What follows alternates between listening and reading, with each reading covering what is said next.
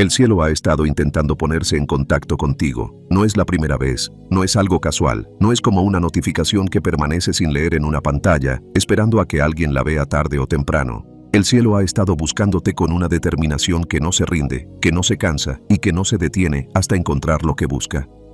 Y esta noche, en el silencio de esta hora, mientras el resto del mundo duerme y el ruido que normalmente llena tus días por fin se ha acallado, el cielo te ha encontrado. Ahora mismo estás despierto por una razón. Hay una pesadez que te ha traído aquí.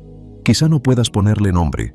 Quizá te haya despertado de un sueño profundo y no entiendas del todo por qué tienes los ojos abiertos o por qué tu corazón late así. Quizá algo dentro de ti se sienta inquieto de una manera que no tiene nada que ver con el día que has tenido o con las preocupaciones que pesan sobre tus hombros. Esa sensación no es ansiedad. Esa sensación no es aleatoria. Esa sensación es un tirón. Y aquel que te está llamando conoce tu nombre desde antes de que nacieras. Las horas entre las 2 y las 3 de la madrugada tienen un peso que la mayoría de la gente pasa durmiendo toda su vida sin llegar a comprenderlo jamás. Pero tú no estás durmiendo, estás aquí, despierto, alerta. En plena noche, con este video reproduciéndose y estas palabras llegando a algún lugar muy profundo dentro de ti que ni siquiera sabías que estaba abierto.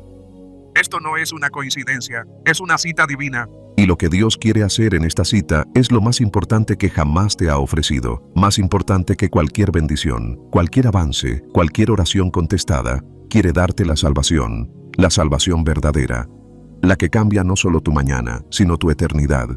Quédate conmigo, escribe la palabra despierto en los comentarios ahora mismo y comparte esto con alguien a quien la noche haya encontrado tal y como te encontró a ti. Este es tu momento. Hay algo que debe quedar claro antes de que nada más en esta conversación tenga sentido. Antes de que hablemos de la oración, antes de que hablemos de la salvación, antes de que hablemos de lo que significa esta hora y de lo que Dios está haciendo en ella. Algo fundamental debe establecerse en tu espíritu ahora mismo, porque si no comprendes esta primera verdad, todo lo que siga te parecerá información en lugar de un encuentro. Y Dios no te despertó esta noche para darte información, te despertó para darte a Él mismo. La verdad es esta: tu despertar esta noche no fue aleatorio, no fue el resultado de un exceso de cafeína, de una postura incómoda al dormir o de un ruido en algún lugar de la casa. No fue tu ansiedad manifestándose en las primeras horas de la madrugada, ni tu reloj biológico fallando en la oscuridad. Esas son las explicaciones a las que recurre la mente natural, porque la mente natural siempre busca una causa natural. Pero hay momentos en la vida de una persona en los que la explicación natural simplemente no es suficiente.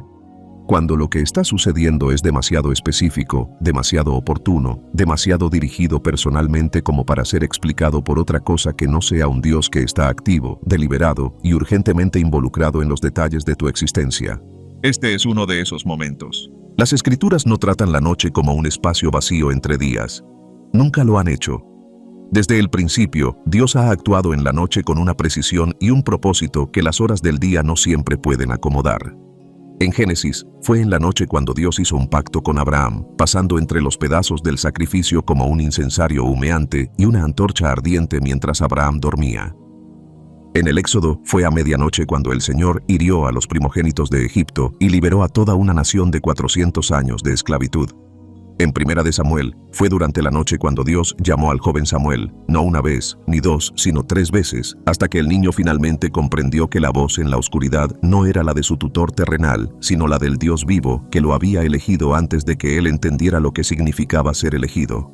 En el Nuevo Testamento, fue en plena noche cuando Pablo y Silas se sentaron en una celda con los pies en el cepo y la espalda sangrando por una brutal flagelación, y en lugar de llorar hasta quedarse dormidos, comenzaron a orar y a cantar himnos a Dios.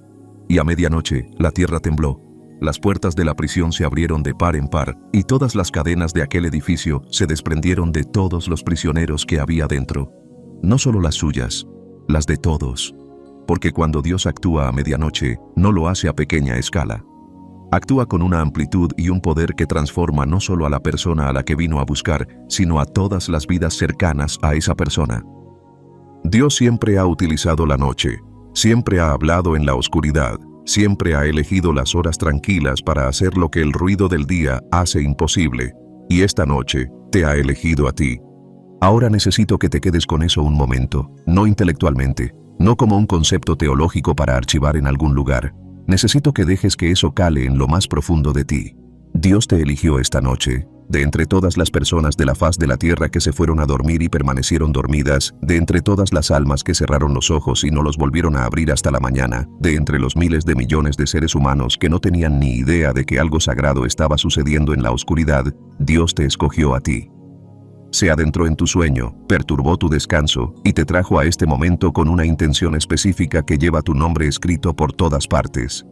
Eso no es algo que deba tomarse a la ligera, no es algo que puedas pasar por alto, racionalizar o prometerte a ti mismo que pensarás en ello más tarde, cuando salga el sol y el día se llene de ajetreo y la urgencia de este momento se haya desvanecido en el fondo de todo lo demás que exige tu atención. Porque esto es lo que debes comprender sobre los momentos divinos. No se repiten, no esperan indefinidamente.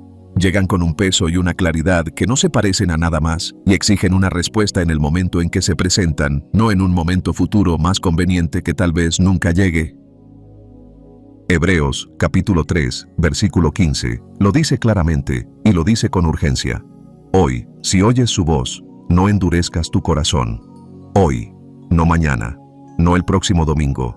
No cuando tu vida esté más en orden, o tu situación sea más estable, o te sientas más preparado para lo que sea que este tipo de encuentro requiera de ti. Hoy, este momento, esta noche, esta intersección exacta entre tu inquietud y su implacabilidad es el hoy del que habla ese versículo. Te despertó porque te ama con un amor que se niega a dejarte donde estás. Te despertó porque hay una versión de tu vida en la que aún no has entrado, una plenitud que aún no has experimentado, una libertad que ha sido preparada para ti, pero a la que no puedes acceder desde el lugar en el que te encuentras ahora. Te despertó porque la salvación no es solo una transacción que hay que completar. Es una puerta por la que hay que atravesar. Y esa puerta está abierta ahora mismo, a esta hora, en esta oscuridad, específicamente para ti. No desperdicies este momento. No dejes que el peso de tus párpados, la tentación del sueño o la voz que te dice que esto puede esperar, te convenzan de que renuncies al encuentro más importante de tu vida. Mantente despierto, mantente presente, porque lo que Dios está a punto de hacer en ti vale cada minuto de sueño perdido que pasarás preguntándote por qué te despertaste esta noche. Estás a punto de descubrir exactamente por qué. ¿Qué significan espiritualmente las horas entre las 2 y las 3 de la madrugada? Hay una razón por la que esta hora se siente diferente. No solo esta noche. Cada vez que te has encontrado despierto a esta hora en particular, ha habido algo en ella que se ha sentido diferente a cualquier otro momento de la noche. A diferencia de la medianoche, que aún lleva consigo la energía de la tarde que la precedió. A diferencia de las 4 o las 5 de la mañana, que ya encierran la tenue anticipación del comienzo de un nuevo día. Las 2 y las 3 de la madrugada son algo completamente distinto. Se sitúan en una categoría que desafía cualquier descripción sencilla. Es el punto más profundo de la noche. El lugar donde la oscuridad es más absoluta. La hora en que el mundo está más completamente en silencio y el alma humana está más completamente desprotegida. Y es en esa quietud desprotegida donde tanto el cielo como el infierno saben que el acceso a una persona es mayor. Hablemos de lo que realmente es esta hora. En muchas culturas a lo largo de la historia y en todo el mundo, las horas entre las 2 y las 3 de la madrugada se han llamado la hora de las brujas, la hora del diablo, la hora del lobo. Diferentes nombres, diferentes tradiciones, diferentes contextos, pero todos apuntan a la misma realidad espiritual subyacente que incluso las personas sin un marco bíblico han reconocido instintivamente durante siglos. Algo sucede a esta hora que no ocurre en otras horas.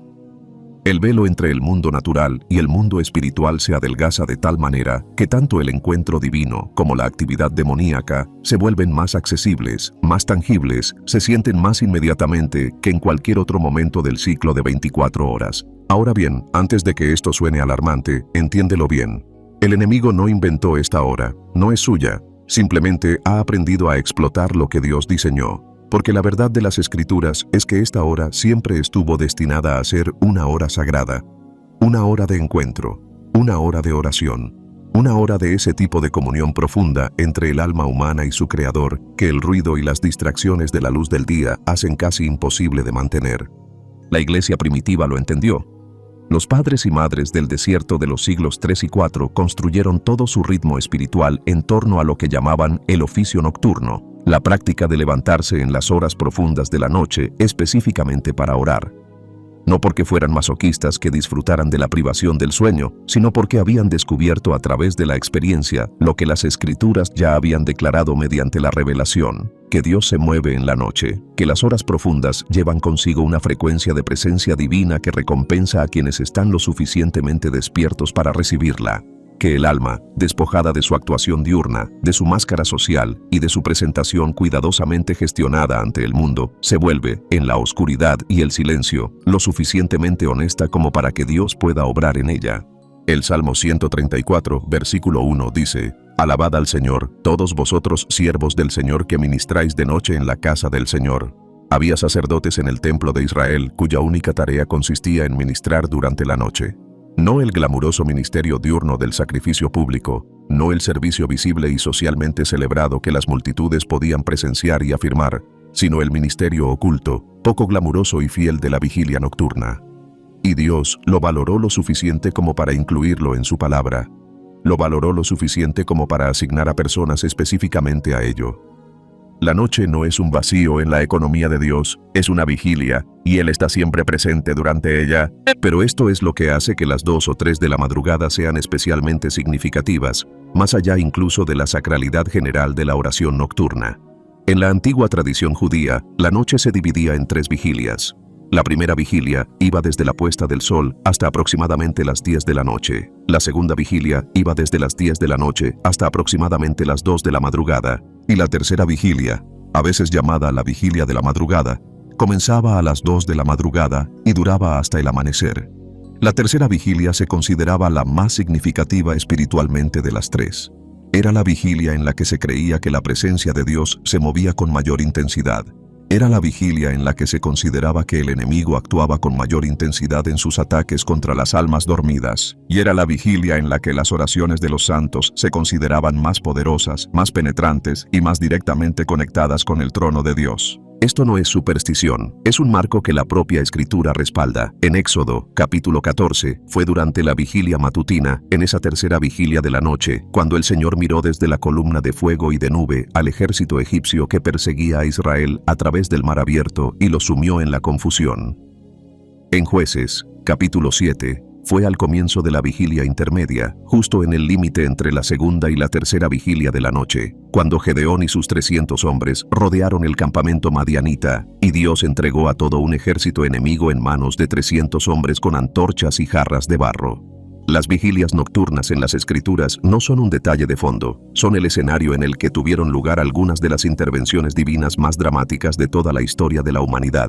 Y te has despertado en una de ellas. Te despertaste en la guardia que el cielo ha designado históricamente como la hora del encuentro, la hora de la liberación, la hora en que Dios actúa contra las cosas que han estado persiguiendo a su pueblo y las sumerge en la confusión, la hora en que lo que parecía una situación imposible se revierte de repente, de manera sobrenatural y por completo, gracias a un Dios que no consulta las circunstancias naturales antes de actuar. No te despertaste en un momento cualquiera. Te despertaste en un momento que lleva el peso de todo lo que Dios ha hecho jamás en lo profundo de la noche por cada persona a la que ha amado. Ahora, hay algo más que hay que decir sobre esta hora, y hay que decirlo directamente, porque ignorarlo te dejaría sin una visión completa de por qué es tan urgente estar despierto en este momento. El enemigo también sabe lo que conlleva esta hora. Lleva estudiando los patrones de Dios mucho más tiempo del que cualquiera de nosotros lleva vivo. Sabe que esta es la hora en la que las defensas humanas están más bajas. Sabe que esta es la hora en la que el alma es más vulnerable al miedo, a la desesperación, a ese tipo de pensamientos oscuros y recurrentes que parecen más reales y permanentes a las 2 de la madrugada. Sabe que esta es la hora en la que una persona que ha estado posponiendo una decisión con Dios es más propensa a sentir todo el peso de lo que ha estado evitando, y utilizará todas las herramientas a su alcance para asegurarse de que la urgencia que sientes en este momento se redirija hacia el miedo en lugar de hacia la fe, hacia la desesperanza en lugar de hacia el Dios que te tiende su mano en la oscuridad. Por eso la oración que estás a punto de rezar esta noche no es solo una formalidad espiritual, es una declaración de guerra. Eres tú quien elige, en el momento en que el enemigo pensaba que tenía la mayor ventaja, volverte hacia Dios en lugar de alejarte de Él. Eres tú quien decide, en la vigilia que el cielo designó para el encuentro divino, que no dejarás pasar este momento sin responder a aquel que se tomó la molestia de despertarte, porque esto es lo que debes comprender acerca del Dios que te sacó del sueño esta noche. No te despertó para asustarte, no perturbó tu descanso para condenarte, ni para presentarte una lista de todo lo que has hecho mal, ni para hacerte sentir todo el peso aplastante de tus fracasos en el momento en que menos estás preparado para soportarlos. Te despertó porque te está buscando, porque su amor por ti es tan implacable, tan obstinado, tan completamente reacio a aceptar la idea de que pases otra noche, otra semana, otra estación, otro año fuera de la seguridad y la plenitud de lo que Él murió para darte, que puso una alarma en medio de tu sueño y se aseguró de que estuvieras consciente para esta conversación. La hora en la que te despertaste es la hora que Dios reservó para las personas a las que se niega a abandonar. Esa persona eres tú. Siempre has sido tú. Y lo que suceda a continuación en esta conversación lo va a cambiar todo. Necesitas comprender algo que a la mayoría de la gente nunca se le dice. En el momento en que te despertaste esta noche, sucedieron dos cosas simultáneamente. El cielo se inclinó con propósito e intención, listo para hacer lo que ha estado preparando para tu vida desde hace más tiempo del que imaginas. Y el enemigo, aquel que ha estado trabajando contra tu alma con una paciencia y una precisión que nunca deben subestimarse, se puso en alerta máxima, porque él sabe lo que conlleva esta hora.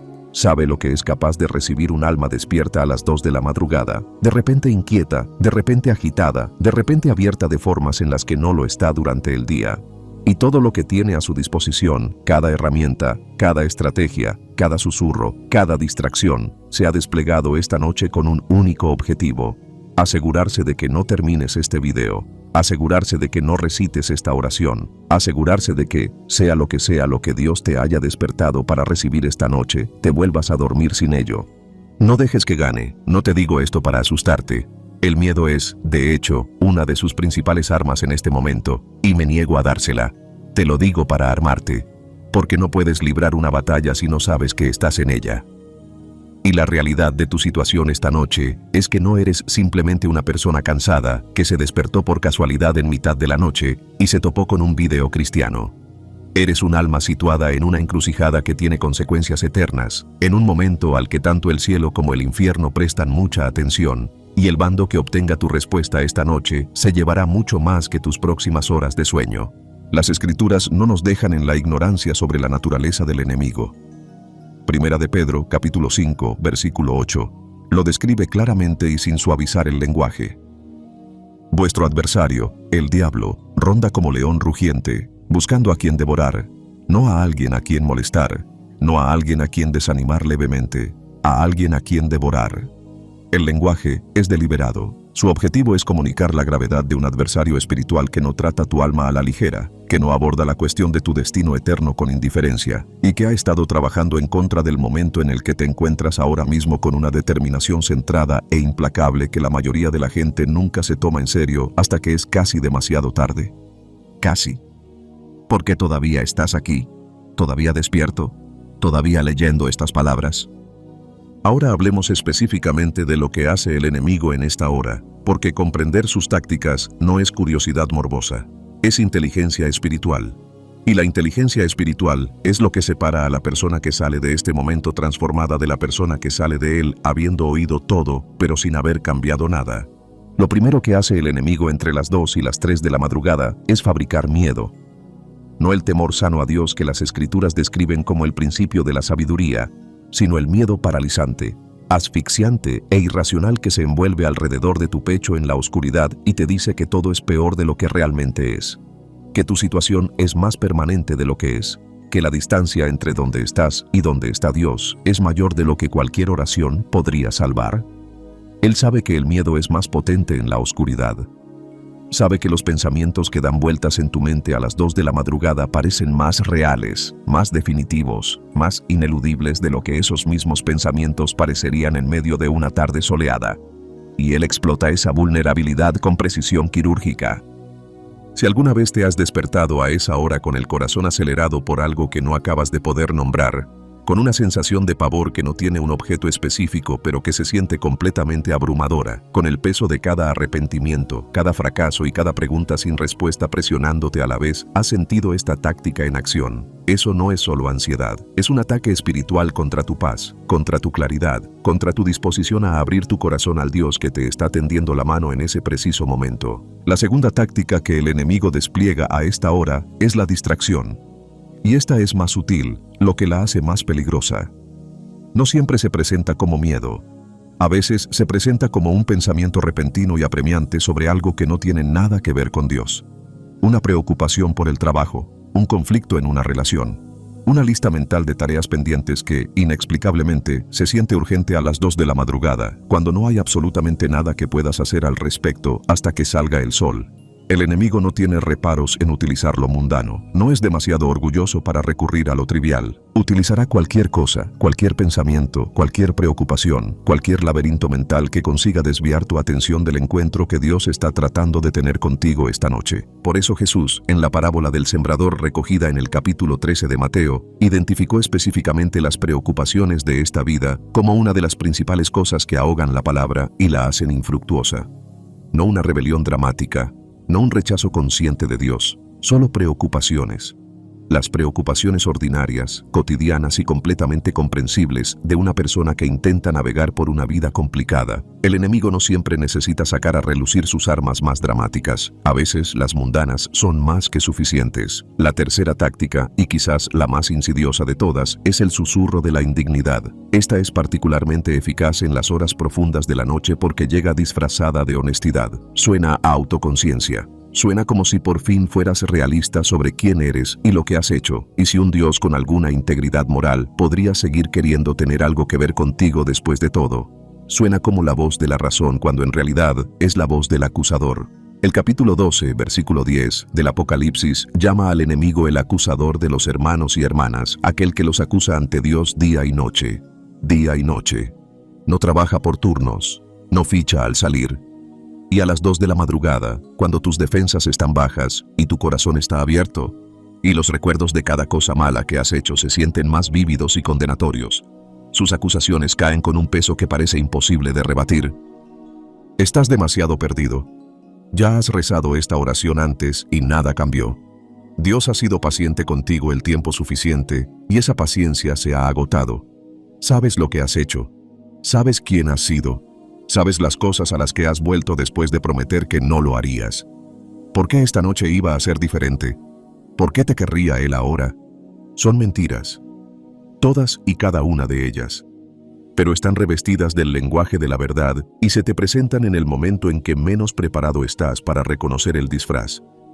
Por eso necesitas escuchar con claridad y sin ambigüedades lo que las Escrituras dicen realmente sobre quién es Dios y qué hace con las personas que acuden a Él quebrantadas, mancilladas, tras fracasar repetidamente y completamente convencidas de que han agotado su gracia. Romanos, capítulo 5, versículo 8, dice: Pero Dios demuestra su amor por nosotros en esto, que siendo aún pecadores, Cristo murió por nosotros. No cuando ya estábamos limpios. No mientras nos esforzábamos más, no mientras estábamos en una mejor etapa, de mejor humor o en una mejor condición moral, mientras aún éramos pecadores. La cruz no se ofreció a personas que ya tenían sus vidas en orden, se ofreció a personas que no podían hacerlo. Fue diseñada específica, intencional y exhaustivamente para la persona que no tiene nada que ofrecer a Dios, excepto su necesidad. Y si te has despertado esta noche con nada más que tu necesidad, entonces llevas exactamente la moneda de cambio adecuada para lo que Dios está ofreciendo. El enemigo lo sabe. Sabe que en el momento en que comprendas lo que es realmente la gracia, en el momento en que dejes de intentar limpiarte a ti mismo antes de acudir a Dios y simplemente vengas tal y como eres, su arma más eficaz contra ti queda desmantelada. Por eso se esfuerza tanto por mantenerte convencido de tu indignidad. No porque tus fracasos no sean reales, son reales, pero porque sabe que la sangre de Jesús es más real, más poderosa y más abarcadora que cualquier cosa que hayas hecho o dejado de hacer. Y un alma que capta esa verdad es un alma sobre la que Él ha perdido para siempre su control. Así que esto es lo que necesito que hagas ahora mismo, en medio de esta hora, con todo lo que el enemigo está tratando de fabricar en tu mente, tus emociones y tu pecho. Necesito que tomes una decisión, no un sentimiento. Los sentimientos a las 2 de la madrugada no son narradores fiables.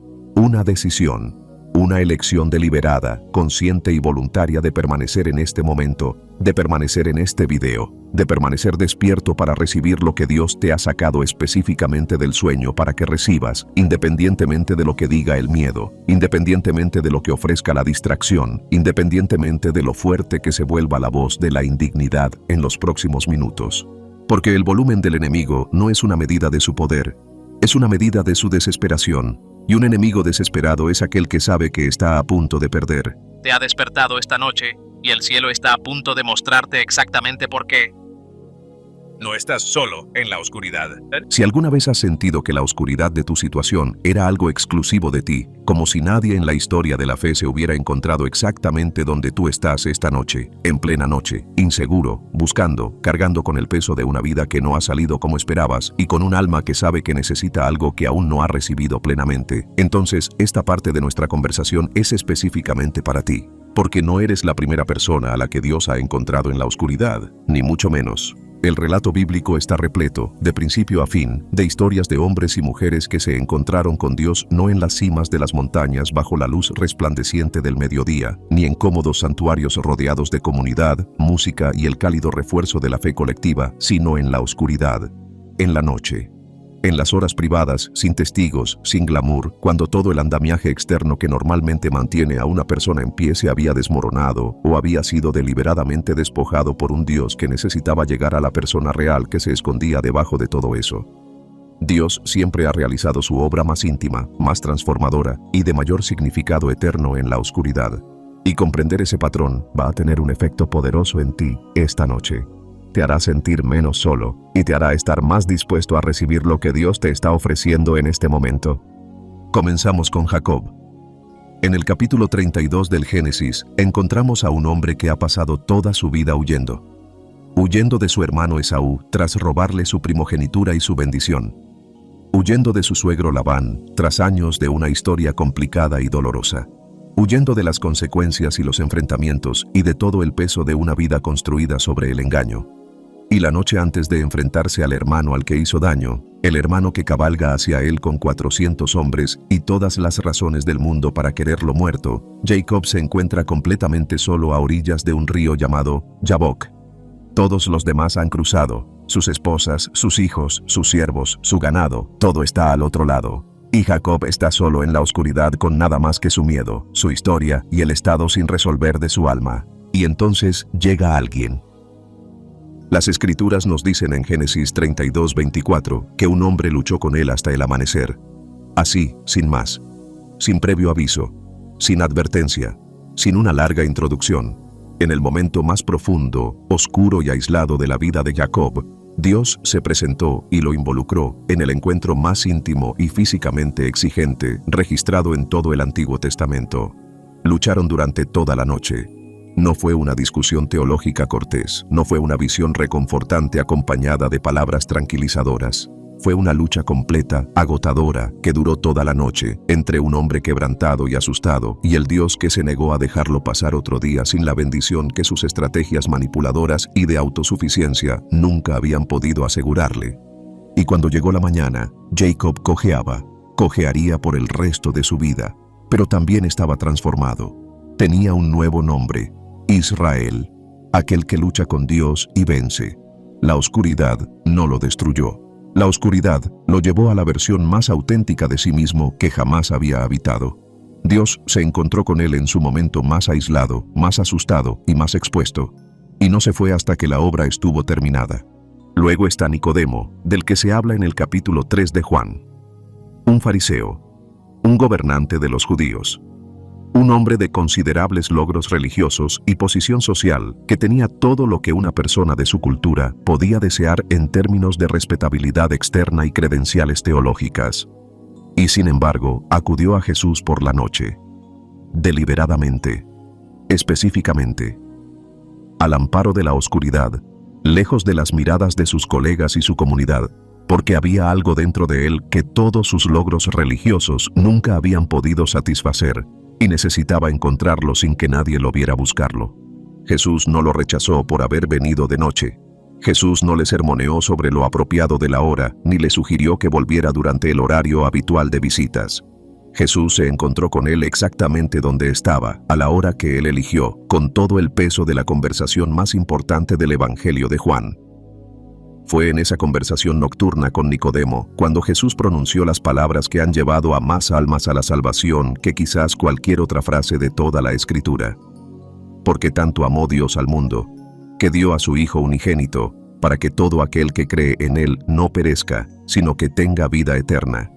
Esas palabras fueron pronunciadas de noche, a una sola persona, en secreto, sin una multitud, sin fanfarria, sin ninguno de los indicios visibles de un momento espiritual significativo. Dios no necesita el escenario perfecto para realizar su obra más grande. Solo necesita un corazón dispuesto. Y luego está la historia que quizás se relacione más directamente con la experiencia de quien lee estas palabras esta noche. La historia del hijo pródigo en el capítulo 15 de Lucas.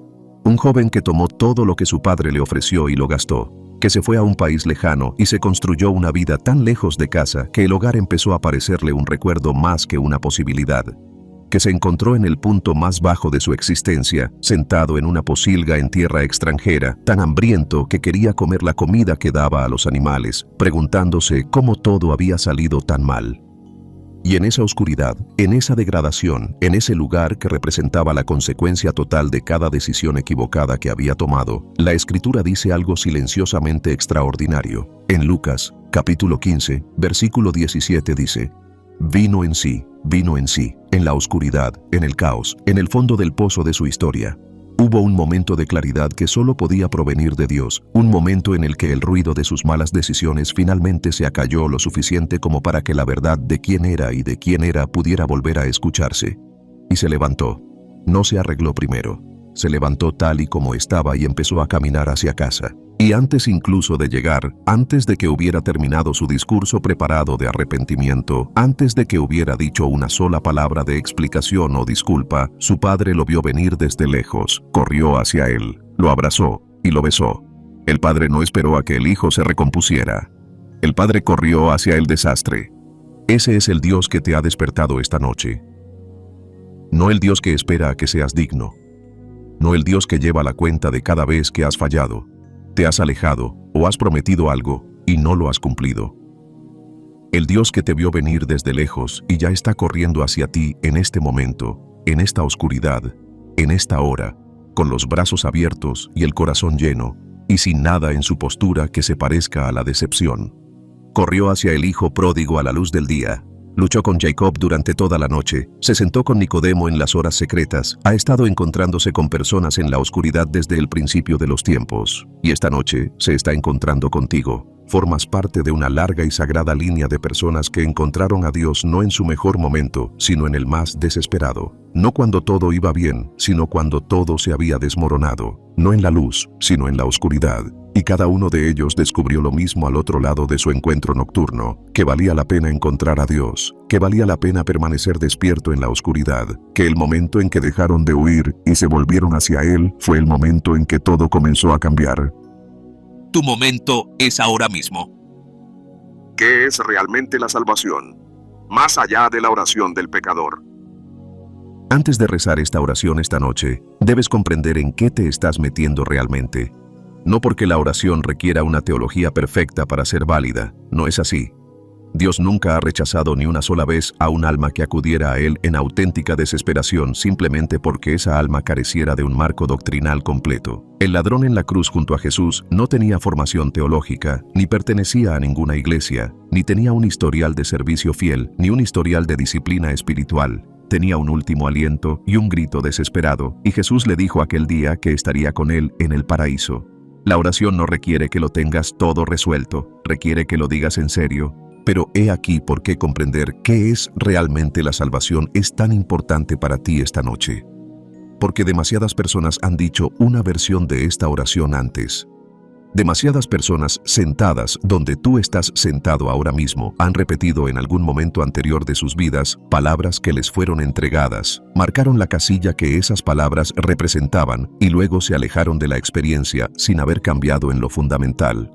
No porque la oración fuera impotente, no porque Dios no escuchara, sino porque nadie se tomó el tiempo de explicar lo que realmente se estaba ofreciendo, lo que realmente se estaba recibiendo, lo que realmente estaba sucediendo en el reino invisible en el momento en que un alma humana se volvía genuinamente hacia Dios y decía sí.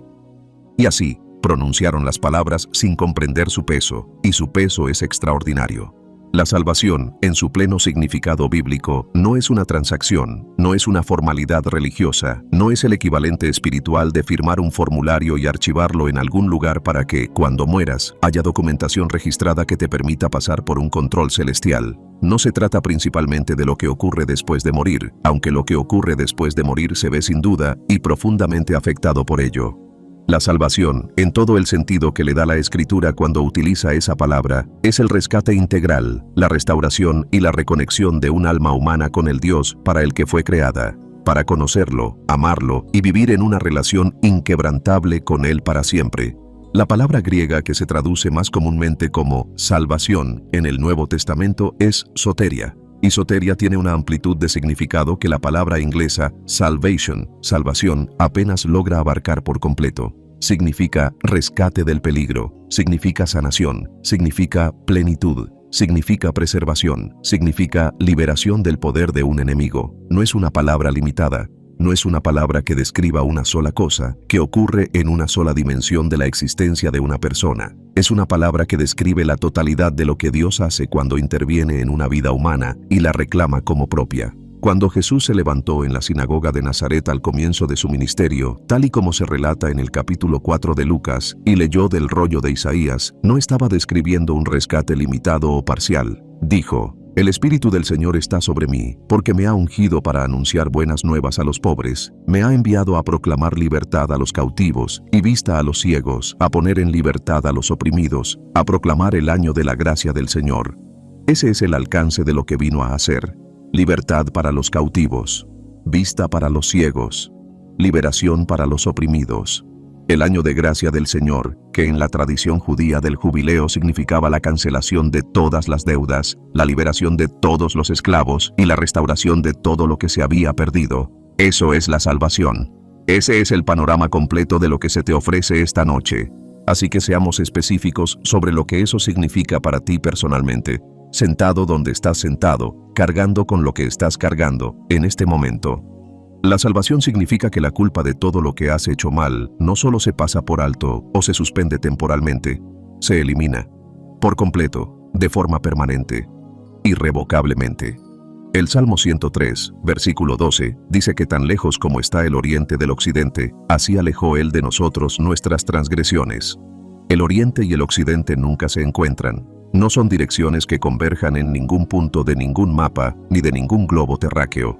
Se alejan infinitamente el uno del otro en direcciones opuestas, y esa es la distancia que Dios pone entre un alma perdonada y los pecados de los que esa alma ha sido perdonada. No es una distancia corta, no es una distancia manejable, una distancia infinita. La salvación significa que el poder que el pecado ha tenido sobre tu vida, los patrones que has intentado romper y no has podido, los ciclos de los que has querido escapar y a los que has seguido volviendo, la versión de ti mismo de la que te has avergonzado y que te ha agotado y de la que estás desesperado por superar, ese poder está quebrantado, no debilitado, no solo incomodado, quebrantado. Romanos capítulo 6, versículo 14, declara que el pecado ya no será tu amo, porque no estás bajo la ley, sino bajo la gracia. La palabra Señor aquí es la que describe la propiedad. El pecado ya no te posee. En el momento en que entregas tu vida a Cristo, la propiedad de tu alma se transfiere del reino de las tinieblas al reino de la luz, y la autoridad que el pecado tenía para obligarte, para impulsarte, para mantenerte encerrado en los mismos patrones destructivos independientemente de cuán sinceramente quisieras ser libre, esa autoridad queda revocada legal, espiritual y permanentemente. La salvación significa que eres adoptado en una familia, no metafóricamente, no poéticamente, de verdad. Romanos capítulo 8, versículo 15, dice: «El espíritu que habéis recibido no os hace esclavos para que volváis a vivir con miedo. Más bien, el Espíritu que habéis recibido os ha hecho hijos adoptivos, y por medio de él clamamos, Abba, Padre». Abba no es una palabra formal, es la palabra que un niño pequeño usa para referirse a su padre. Es la palabra que transmite la calidez, la seguridad y la confianza, sin complicaciones, de un niño que no tiene la menor duda de que es amado, de que pertenece a ese lugar y de que la persona a la que llama siempre, sin excepción, le responderá. Esa es la relación que la salvación te abre. No una relación distante y transaccional con un Dios que tolera tu presencia. Una relación íntima, familiar, de Abba e hijo con un Padre que se deleita en ti. La salvación significa que el Espíritu Santo viene a vivir dentro de ti. No a visitarte, no a pasar de largo, a establecer su residencia permanente en lo más profundo de tu ser y comenzar la obra de transformación que ninguna cantidad de superación personal, terapia, fuerza de voluntad o esfuerzo religioso podría lograr por sí solo. Primera de Corintios capítulo 6, versículo 19, pregunta: ¿no sabéis que vuestros cuerpos son templo del Espíritu Santo, que está en vosotros, a quien habéis recibido de Dios? En el momento en que entregas tu vida a Cristo, no solo eres perdonado, eres habitado. El mismo Espíritu del Dios vivo establece su residencia en ti y comienza a hacer lo que solo Él puede hacer, sanando los lugares que tú no podías sanar, rompiendo los patrones que no podías romper, revelando las verdades que no podías encontrar, guiándote en la dirección que conduce a la vida para la que realmente fuiste creado. Y la salvación significa que la muerte ha perdido su aguijón. Primera de Corintios, capítulo 15, versículo 55, pregunta con audacia triunfante: ¿dónde está, oh muerte, tu victoria? ¿Dónde está, oh muerte, tu aguijón? El miedo a la muerte es uno de los temores más fundamentales y universales que lleva el alma humana. La conciencia de nuestra propia mortalidad. La incertidumbre sobre lo que hay al otro lado del último aliento. El pavor a dejar de existir o a enfrentar lo que viene después de la existencia en una condición que no ha sido rectificada. La salvación elimina ese miedo, no porque haga desaparecer la muerte, sino porque convierte la muerte en una puerta de entrada en lugar de un destino. Jesús dijo en Juan, capítulo 11, versículo 25, «Yo soy la resurrección y la vida. El que cree en mí, aunque muera, vivirá». La muerte, para la persona que pertenece a Cristo, no es el final de la historia, es el comienzo del capítulo hacia el que toda la historia se encaminaba. Esto es lo que se te ofrece esta noche. No solo una oración que recitar, no solo una experiencia religiosa que añadir a tu biografía. Un rescate integral, total y eterno. La eliminación de la culpa, la ruptura del poder del pecado, la adopción en la familia de Dios, la morada del Espíritu Santo, la libertad del miedo a la muerte, un futuro que se extiende más allá de cualquier cosa que esta vida pueda ofrecer o que este mundo pueda amenazar. Y está a tu disposición ahora mismo, en esta oscuridad, en esta hora, en este momento de vigilia que Dios orquestó pensando específicamente en ti. No tienes que estar preparado, no tienes que estar limpio, no tienes que tener las palabras adecuadas, ni los sentimientos adecuados, ni el nivel adecuado de certeza sobre cada detalle teológico. Simplemente tienes que estar dispuesto a volverte, dispuesto a recibir, dispuesto a abrir tus manos y tu corazón al Dios que ha estado sosteniendo todo lo que necesitas desde antes de que tú nacieras. Esa disposición es suficiente, y en la siguiente parte de esta conversación la vamos a utilizar. Hay una pregunta que merece una respuesta directa y honesta antes de seguir adelante. ¿Por qué la noche? Si Dios quería llegar a ti, si te ha estado persiguiendo con el tipo de amor implacable, paciente e inquebrantable que todo lo que hemos discutido hasta ahora sugiere que tiene, ¿por qué esperó hasta las 2 de la madrugada para hacerlo? ¿Por qué no un servicio dominical por la mañana con música y comunidad, y un predicador de pie en el púlpito con un mensaje preparado y una llamada al altar al final? ¿Por qué no una conversación con un amigo que sabe las palabras adecuadas o un momento de claridad en medio de una tarde cualquiera, cuando tu mente está alerta y tus defensas no están bajas y te encuentras en un estado emocional mucho mejor para procesar algo de esta magnitud? ¿Por qué la oscuridad? ¿Por qué el silencio? ¿Por qué precisamente esta hora, con su particular vulnerabilidad y su particular peso y su particular forma de hacer que todo se sienta más urgente y más definitivo de lo que se siente a la luz del día? La respuesta a esa pregunta no es complicada, pero es profunda. Y comprenderla va a cambiar tu forma de ver no solo esta noche, sino cada temporada difícil, oscura y desorientadora por la que hayas pasado o por la que vayas a pasar en el futuro. Dios utiliza la noche porque la noche es el único momento en el que la mayoría de la gente es finalmente honesta. Piensa en lo que el día le hace a una persona. Desde el momento en que suena el despertador por la mañana, comienza la actuación, la cuidadosa construcción de la versión de ti mismo que presentas al mundo, la gestión de las impresiones, el mantenimiento de la imagen, la ocupación de tu mente con 1000 tareas y responsabilidades e interacciones sociales y estímulos digitales que impiden de hecho cualquier encuentro sostenido, sin reservas y genuinamente honesto con la realidad de tu propia alma. El día es ruidoso. El día es exigente. El día está lleno del ruido de una vida que se vive principalmente hacia afuera, principalmente hacia otras personas, principalmente en respuesta al mundo exterior y a sus exigencias implacables y agotadoras. Y en medio de todo ese ruido, la voz suave y apacible de Dios queda ahogada. No porque Él deje de hablar, sino porque tú dejas de ser capaz de oír. Del mismo modo que una conversación que tiene lugar en una habitación tranquila se vuelve completamente inaudible en el momento en que una multitud la llena, la voz de Dios no desaparece durante el ruido del día.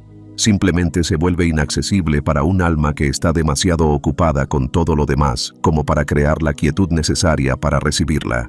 Pero entonces llega la noche, y el ruido cesa, y la actuación termina, y se quita la máscara. Y la cuidadosa construcción de la versión pública aceptable de ti mismo se desmantela silenciosamente en la oscuridad. Y lo que queda, despojado de toda distracción, de toda ocupación y de toda presentación cuidadosamente mantenida, eres solo tú, tu verdadero yo.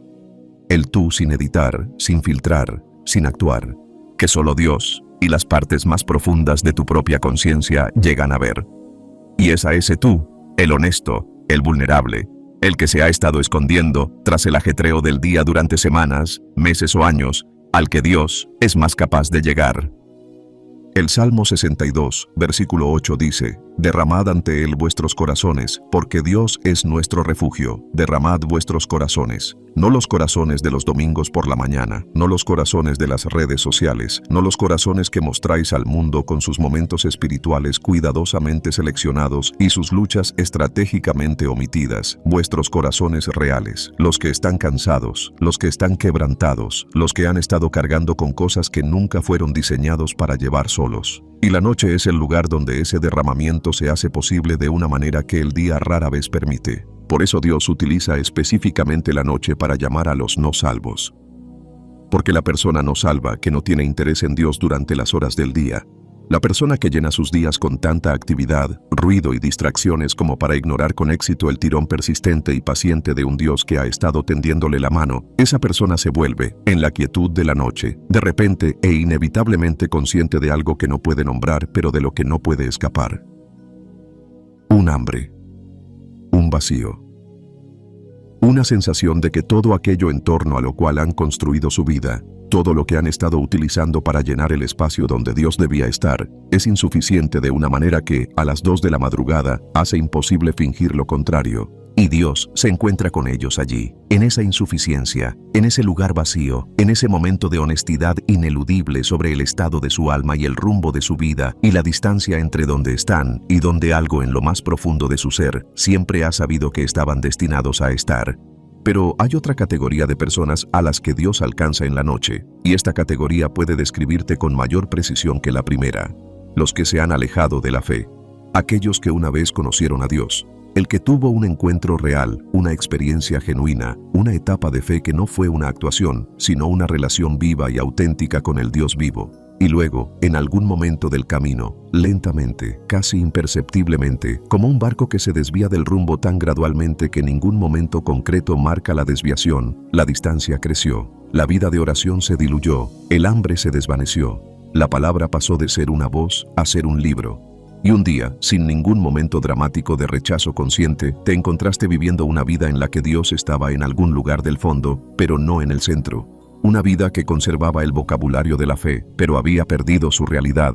Una vida que recordaba cómo se sentía la intimidad con Dios, pero que se había conformado, a través de 1000 pequeñas concesiones y 1000 pequeñas distracciones, con algo mucho menor. Si esa es tu situación esta noche, necesito que escuches algo que el enemigo se ha esforzado mucho por impedir que oigas. Volver no es empezar de cero. Volver no es arrastrarse ante Dios avergonzado para ser reprendido por el tiempo que estuviste lejos y las cosas que hiciste mientras te faltabas.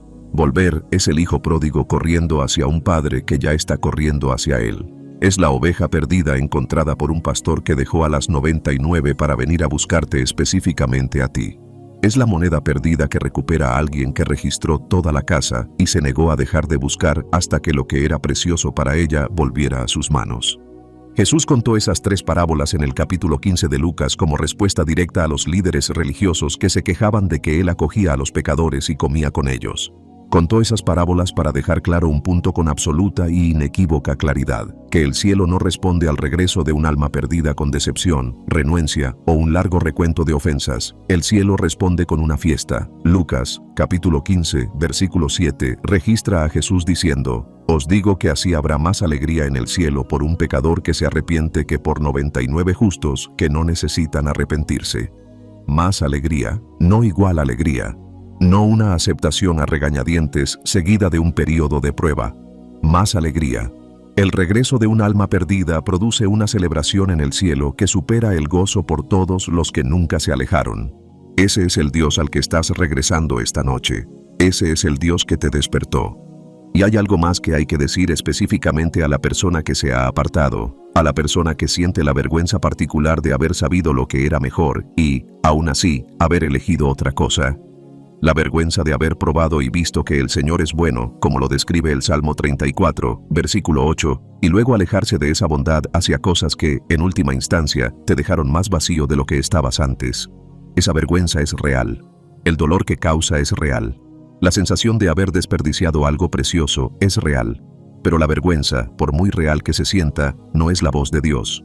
La vergüenza es la voz del acusador disfrazada con el lenguaje de la conciencia, y la forma de distinguir entre la convicción genuina que lleva al arrepentimiento y la vergüenza que lleva a la parálisis es esta. La convicción te atrae hacia Dios, la vergüenza te aleja de Él. Si lo que estás sintiendo ahora mismo te está llevando hacia esta oración, hacia este momento, hacia el Dios que te despertó esta noche, eso es convicción. Eso es el Espíritu Santo haciendo exactamente lo que Jesús dijo que haría en Juan, capítulo 16, versículo 8. Convencer al mundo de pecado, de justicia y de juicio. Y la respuesta adecuada a la convicción no es hundirte más en la vergüenza. La respuesta adecuada es moverte, volverte, volver a casa.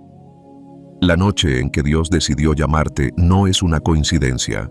La eligió porque te conoce. Sabe que la versión de ti que se muestra en la quietud, en la oscuridad, en las horas desprevenidas de la madrugada, es la versión más capaz de recibir lo que Él te ofrece. Eligió la noche porque necesitaba a tu verdadero yo, no al yo que actúa, no al yo que se las arregla, no al yo que se las arregla para salir adelante, al verdadero, al honesto. El que se despertó esta noche con algo sin resolver en el pecho y encontró este video y ha estado leyendo estas palabras con una sensación de reconocimiento que no parece tanto información nueva como algo que siempre has sabido y que se dice en voz alta por primera vez. Te llamó en la noche porque sabía que por fin estarías listo para escucharlo, y estás listo, ahora mismo, en este momento, más preparada de lo que nunca has estado. La oración está llegando. Y cuando lo haga, dila como si lo sintieras de verdad, porque lo sientes. Este es el momento hacia el que todo en esta conversación ha estado conduciendo. No solo todo lo de este video, todo, cada noche de insomnio que no llevó a ninguna parte, cada momento de silencio vacío después de dejar algo que se suponía que te satisfacía, pero no lo hizo, cada temporada de alejamiento de Dios que parecía permanente pero no lo era. Cada vez que algo dentro de ti se agitaba y buscaba algo más de lo que tu vida actual te ofrecía y no encontrabas las palabras para expresar hacia dónde se dirigía. Todo ello. Cada hilo de tu historia que te ha traído a este preciso momento, despierto a esta hora exacta, leyendo estas palabras exactas, se ha movido en una sola dirección. Hacia esto. Hacia el regreso a casa.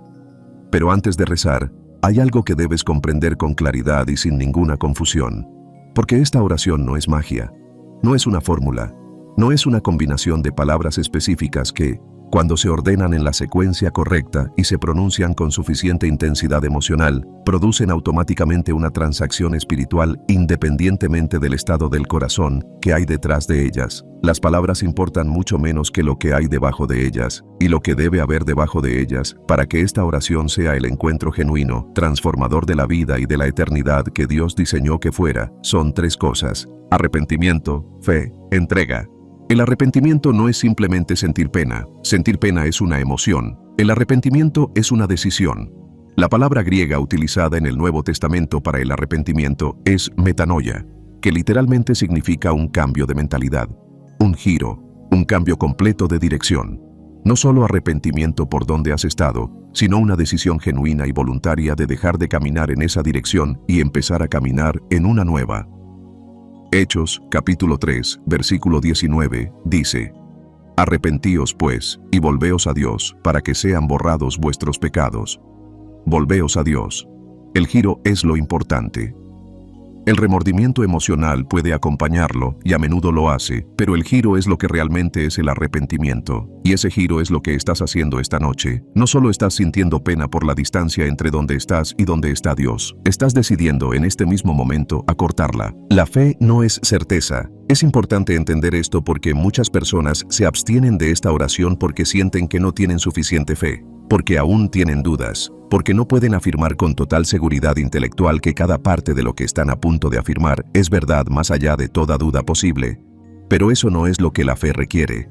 Hebreos capítulo 11 versículo 1 define la fe como la confianza en lo que esperamos y la certeza de lo que no vemos. La fe no es la ausencia de duda. La fe es la decisión de avanzar hacia Dios a pesar de la duda. Es la elección de confiar en el carácter de un Dios al que aún estás conociendo, por encima de las circunstancias de una vida que no te ha dado razones suficientes para confiar en nada más. La fe necesaria para esta oración no tiene por qué ser grande. Jesús dijo en Mateo, capítulo 17, versículo 20, que una fe del tamaño de un grano de mostaza es suficiente para mover montañas. Trae lo que tengas. Dios hará el resto.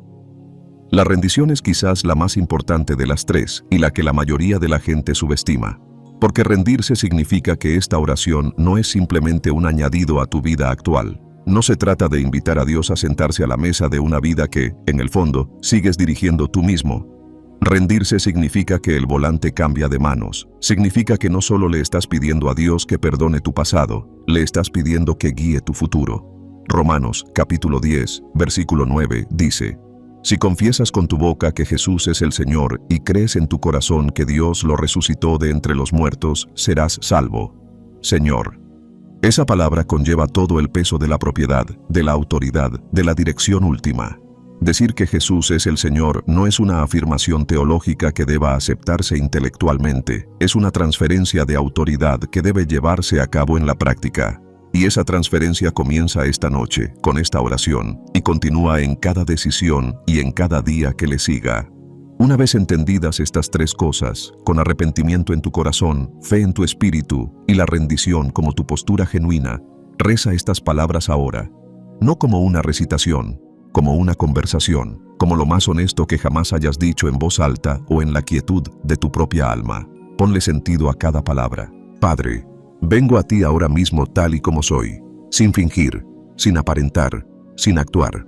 Solo yo, con todo lo que he hecho y todo lo que no he hecho, y todo lo que he cargado y todo en lo que me he convertido en la distancia entre quien tú me hiciste ser y quien he estado viviendo. No vengo a ti porque me haya descubierto a mí mismo, vengo a ti porque no puedo, y ya he dejado de intentarlo. Creo que Jesucristo es tu Hijo. Creo que vino a esta tierra, vivió una vida sin pecado y fue a la cruz voluntariamente, no porque tuviera que hacerlo, sino porque así lo eligió, porque el amor que sentía por mí era mayor que el sufrimiento necesario para llegar a mí. Creo que murió y que al tercer día tú lo resucitaste de entre los muertos. Creo que su resurrección no fue solo un acontecimiento histórico, sino una declaración sobre mi vida de que la muerte no tiene la última palabra, ni su muerte, ni la mía. Me arrepiento esta noche, no solo de las cosas que recuerdo, no solo de los pecados evidentes y los fracasos públicos. Me arrepiento de todo ello, las cosas ocultas, las cosas secretas, las cosas que he hecho en la oscuridad y que esperaba que nunca salieran a la luz. Las actitudes de mi corazón que nadie más podía ver, pero que tú has visto claramente en cada momento de cada día. La distancia que elegí, las veces que oí tu voz y me aparté. La versión de mí mismo en la que me convertí cuando dejé de permitir que tú me definieras. Me alejo de todo eso ahora mismo. Elijo una dirección diferente. Te pido que me perdones, no porque lo merezca. Sé que no lo merezco, sino porque tu palabra dice en 1 de Juan, capítulo 1, versículo 9, que si confieso mis pecados, tú eres fiel y justo para perdonarme mis pecados y limpiarme de toda injusticia, de todo ello, de cada mancha, de cada fracaso, de todo aquello de lo que me he avergonzado en la oscuridad de esta noche y de todas las demás noches. Límpialo todo, y recibo ese perdón ahora mismo, no como un sentimiento, sino como un hecho, porque tú lo dijiste y tú no mientes.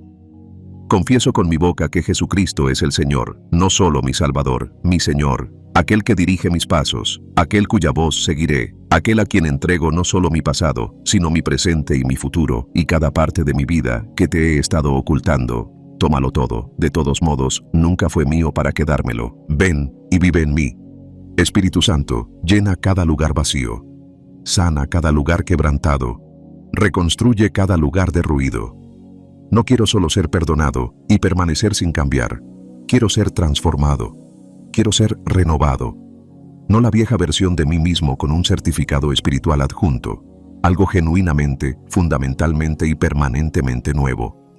Soy tuyo, desde este momento, desde esta noche, desde esta oración.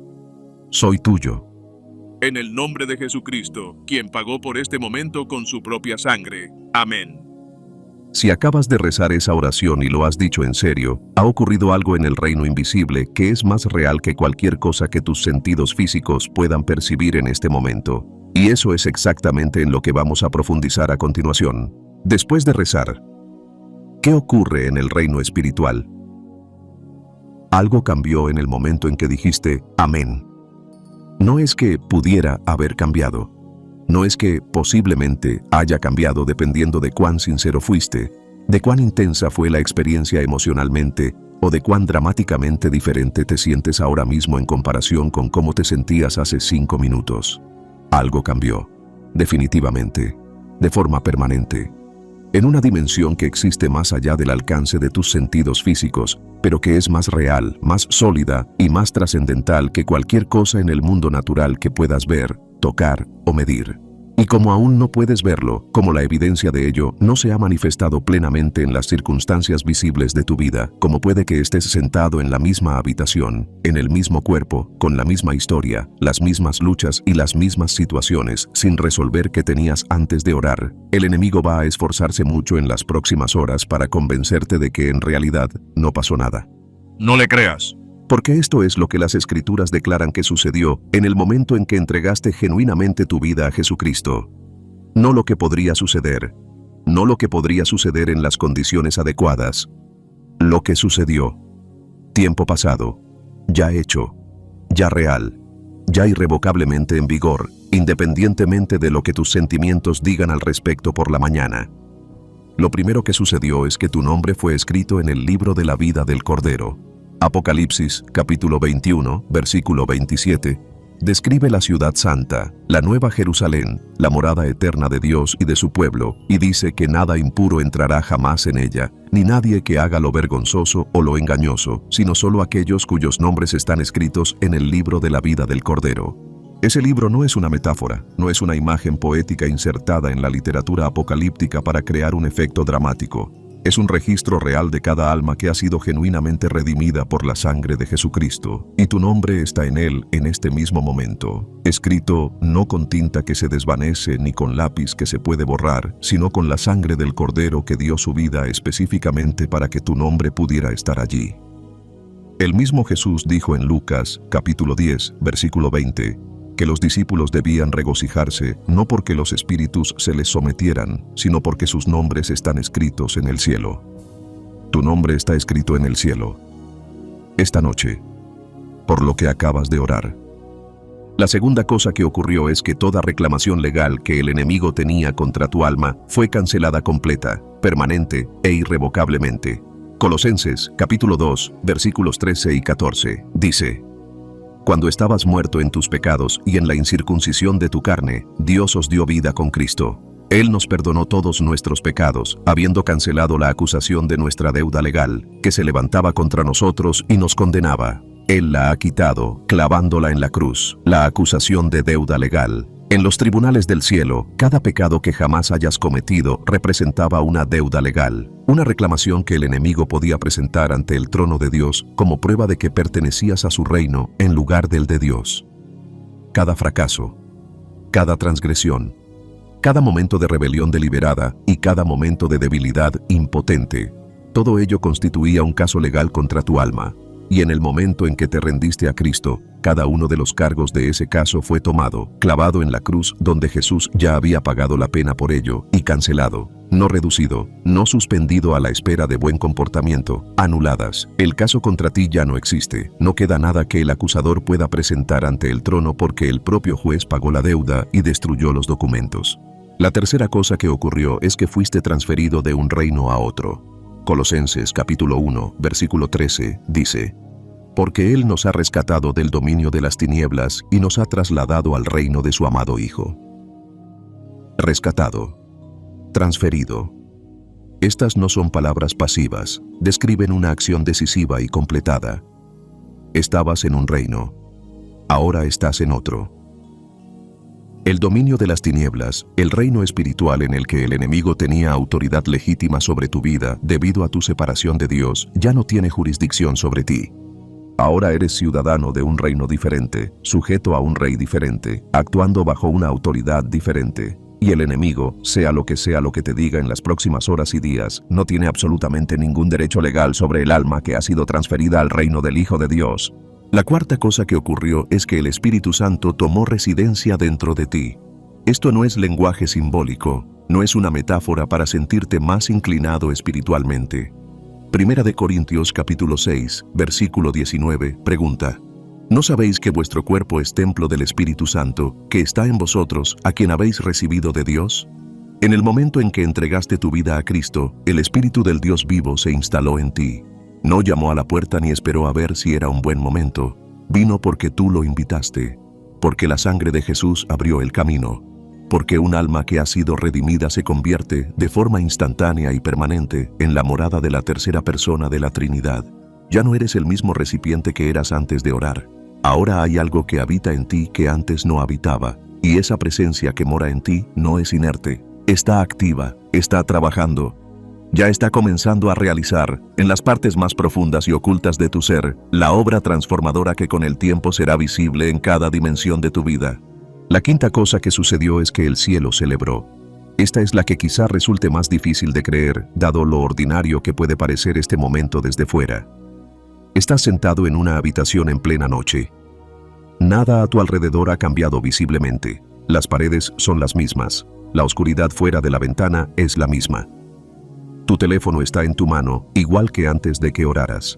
Y, sin embargo, Jesús dijo en Lucas, capítulo 15, versículo 7, que hay más alegría en el cielo por un pecador que se arrepiente que por 99 justos que no necesitan arrepentirse.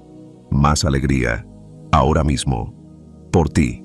Específicamente, los ángeles que han estado observando cómo se desarrollaba tu historia desde un punto de vista al que tú no tienes acceso, que han visto cada momento de tu deambular y tu búsqueda y tus encuentros con Dios que estuvieron a punto de suceder pero no llegaron a hacerlo, estallaron en celebración en el momento en que terminaste tu oración. Puede que no lo hayas sentido de forma dramática en el momento en que la rezaste. El cielo lo sintió, el cielo respondió a ella, el cielo se regocija por ello en este mismo momento. La sexta cosa que ocurrió es que tu identidad fue redefinida de forma permanente y fundamental.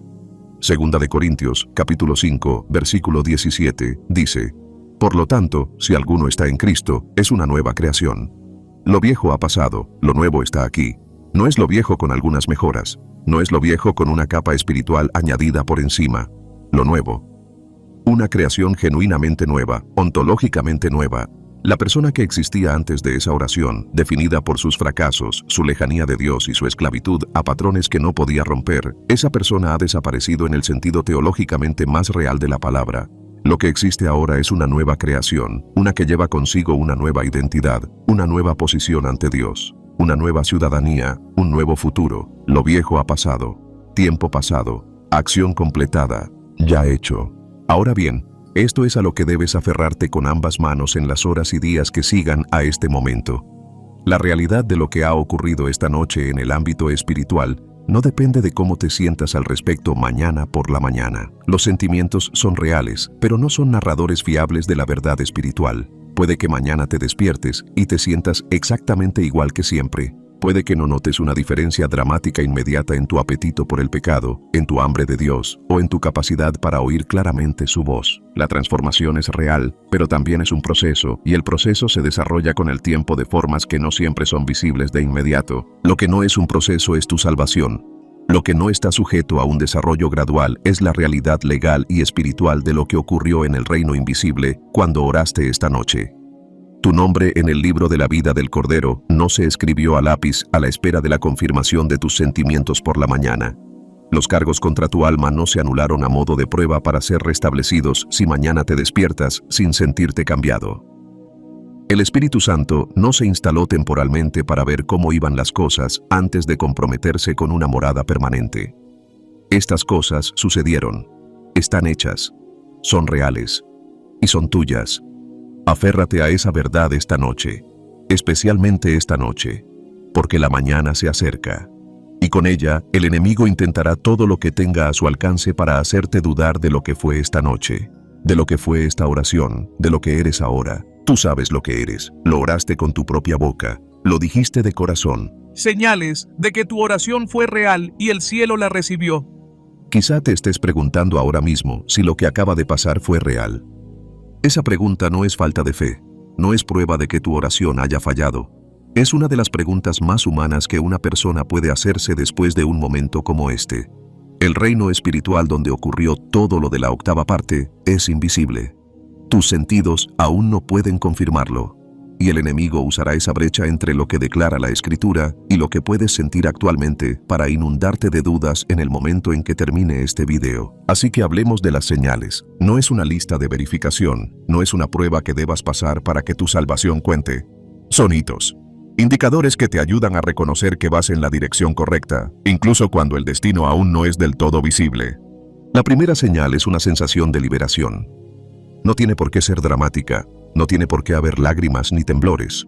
A veces es simplemente una ligereza donde antes había pesadez. Un aflojamiento de algo que ha estado apretando tu pecho durante más tiempo del que puedes recordar. Una tranquila sensación de que algo que llevabas a cuestas te ha sido quitado de las manos. Romanos, capítulo 5, versículo 1. Dice que tenemos paz con Dios a través de nuestro Señor Jesucristo. Esa paz no es la ausencia de toda dificultad. Es el fin de la guerra entre tu alma y su Creador. Si sientes incluso la más leve versión de eso ahora mismo, aférrate a ella. Es real. La segunda señal es una nueva conciencia del pecado. Esto sorprende a la gente. Esperan sentirse más justos de inmediato. En cambio, se sienten más sensibles a lo que está mal en sus vidas, más incómodos con cosas que solían hacer sin pensarlo dos veces. Eso no es señal de que algo haya salido mal. Es el Espíritu Santo haciendo exactamente lo que Jesús dijo que haría en Juan, capítulo 16, versículo 8. Convencerte de pecado, de justicia y de juicio. Antes de esta noche, el Espíritu no vivía en ti, ahora sí, y está iluminando habitaciones que han estado a oscuras durante mucho tiempo. Esa incomodidad no es condenación, es el comienzo de la transformación. La tercera señal es un nuevo hambre de Dios. Puede que no llegue de inmediato con toda su fuerza, pero llegará. Un versículo que normalmente pasarías por alto te llamará la atención. Una canción de adoración te hará querer detenerte y escucharla de verdad. Una conversación sobre Dios que antes te parecía irrelevante de repente te parecerá algo en lo que quieres profundizar. El Salmo 42, versículo 1, lo describe como un ciervo que ansía las corrientes de agua. Esa sed es el Espíritu Santo creando en ti un hambre que ninguna fuerza de voluntad podría generar por sí sola. Aliméntala cuando llegue. El hambre crece cuando se alimenta. La cuarta señal es un cambio en lo que amas y lo que odias. Ciertas cosas que antes disfrutabas sin conflicto, ahora te producirán una incomodidad que no puedes explicar del todo. Ciertos entornos te parecerán incompatibles con algo dentro de ti. Ciertos patrones que ayer te parecían completamente normales, ahora llevarán consigo un peso de convicción que antes no estaba ahí. Eso no es legalismo. Es el Espíritu Santo comenzando a alinear tus deseos con los suyos. Es incómodo en las primeras etapas, pero es evidencia de que algo genuino echó raíces esta noche. La quinta señal es una nueva sensación de ser conocido y amado. No es un rendimiento, no es la aprobación ganada a través del buen comportamiento. Es algo más silencioso y más fundamental. Una sensación, bajo todo el ruido de tus pensamientos y emociones, de que te ven, de que te sostienen. Romanos capítulo 8, versículo 16, dice que el Espíritu mismo da testimonio a nuestro espíritu de que somos hijos de Dios. Ese testimonio es a veces lo más silencioso de la habitación. Una conciencia suave y persistente de que perteneces a alguien que ha estado personal y específicamente pendiente de ti todo el tiempo. Cuando lo sientes, aunque sea brevemente, es el cielo hablando directamente a tu espíritu. La sexta señal es un nuevo deseo de contárselo a alguien. Quizá aún no tengas las palabras, pero en algún lugar dentro de ti hay un impulso por compartir lo que ha sucedido esta noche. Una necesidad silenciosa pero persistente de hacer partícipe a otra persona de lo que Dios ha hecho por ti en este momento. Eso no es una coincidencia. Hechos, capítulo 1, versículo 8, dice que seréis sus testigos. No es que debas intentar serlo, lo serás. Es el desbordamiento natural de un encuentro genuino con Dios. La noticia es simplemente demasiado buena como para guardártela indefinidamente. No necesitas las 6 señales a la vez. No necesitas sentirlas con una intensidad dramática. El encuentro de cada persona con Dios tiene su propia textura y su propio momento. Pero si tan solo una de estas señales está presente en ti ahora mismo, esa es suficiente. Esa es el cielo, confirmando lo que la oración ya declaró. Oraste. Dios escuchó. El cielo respondió. La única pregunta ahora es ¿qué sucederá a continuación? Lo que el enemigo intentará hacer en las próximas 24 horas. Tienes que estar preparado, no asustado. Preparado. Hay una enorme diferencia entre ambos. El miedo paraliza. La preparación da fuerza. Y lo que estás a punto de leer no pretende causarte ansiedad por lo que vendrá después. Pretende prepararte para ello, porque las próximas 24 horas son algunas de las más significativas espiritualmente de toda tu vida. Y el enemigo lo sabe. Él estaba presente cuando rezaste esta noche. Escuchó cada palabra, observó cómo respondía el cielo, vio tu nombre escrito, los cargos contra ti anulados y al Espíritu Santo establecer su morada en ti. Y nada de esto le es indiferente. Lo que ocurrió esta noche representa una pérdida permanente e irreversible para su reino. Un alma a la que tenía acceso ha sido transferida fuera de su jurisdicción, y él no lo acepta de buen grado, así que vendrá. No mañana, no la semana que viene, en las próximas 24 horas. Entender exactamente cómo vendrá es lo que te mantendrá en pie. Lo primero que intentará es la duda inmediata. Probablemente comenzará antes del amanecer, antes de que salga el sol y empiece el día y el mundo a tu alrededor se llene de nuevo de ruido.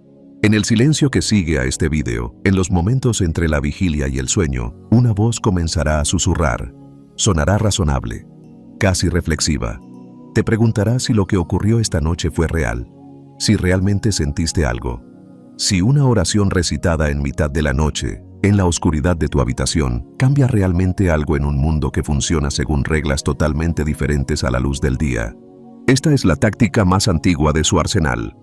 El capítulo 3 del Génesis recoge las primeras palabras que el enemigo le dirigió jamás a un ser humano.